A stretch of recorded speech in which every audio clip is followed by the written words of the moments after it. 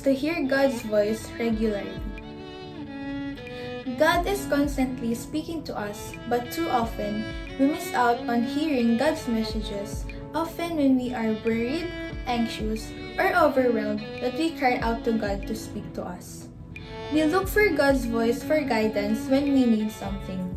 Ninanais natin na mapakinggan ang tinig ng Panginoon para malaman natin ang tamang direksyon o katugunan sa ating mga panalangin o ang mga kasagutan sa ating mga katanungan.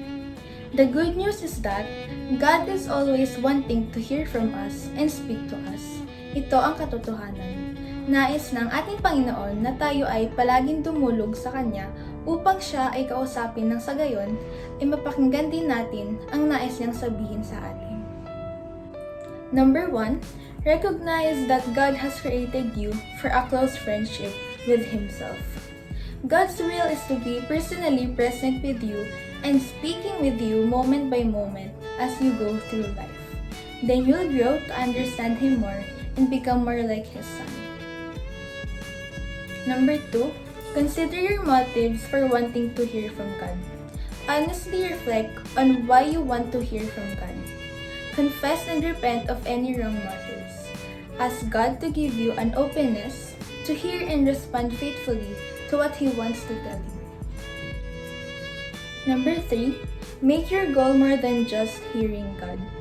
Make your main goal to become a spiritually mature person in a close relationship with God.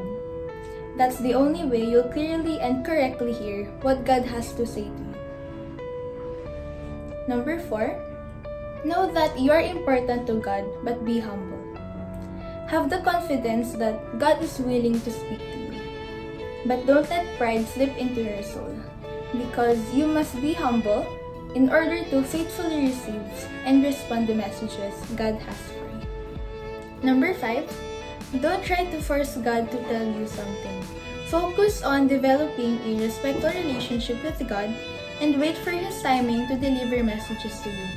No matter how much you want to hear from God about something or how hard you may try to convince Him to speak to you, you'll only hear from God when He chooses to communicate with you.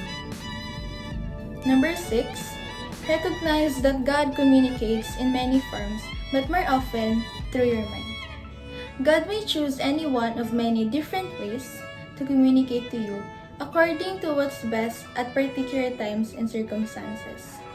But more often, you'll hear God speaking through your thoughts, and He will use different practices like reading the Bible, praying quietly, learning from circumstances, or seeking counsel from other Christians to reach out to you. Number 7, renew your mind. Ang sabi po sa Romans 12 verse 2, do not conform to the pattern of this world, but be transformed by the renewing of your mind. Then you will be able to test and approve what God's will is, His good, pleasing, and perfect will. Number 8, invite the living Word to help you when you read the written Word. When you read the Bible, ask the Lord to make the Bible's words come alive for you. Then, focus on what He sends you and orient yourself toward it so it will begin to transform your life. Number 9, recognize God's voice above all others. If you think that God may be speaking to you, ask Him to confirm so as you study and meditate on the Bible. And number 10, set aside time regularly to listen for God's messages. Make a habit and send a time today to begin listening for God's voice and hearing His promises and plans for you. Or, you can keep a journal to remember the things He brings to life in you. Ang sabi po sa Deuteronomy 13 verse 4, you shall walk after the Lord your God and fear Him, and keep His commandments and obey His voice, and you shall serve Him and hold fast to Him. Nais mo bang mapakinggan ang tinig ng ating Panginoon? Kung gayon, palagi maglaan ng panahon at oras upang Siya ay kausapin. Magbasa ng Kanyang mga salita at manalangin. Don't forget to like this video and subscribe to ANJC's YouTube channel. And to be more updated, please like our page on Facebook and on Instagram. Thank you and God bless.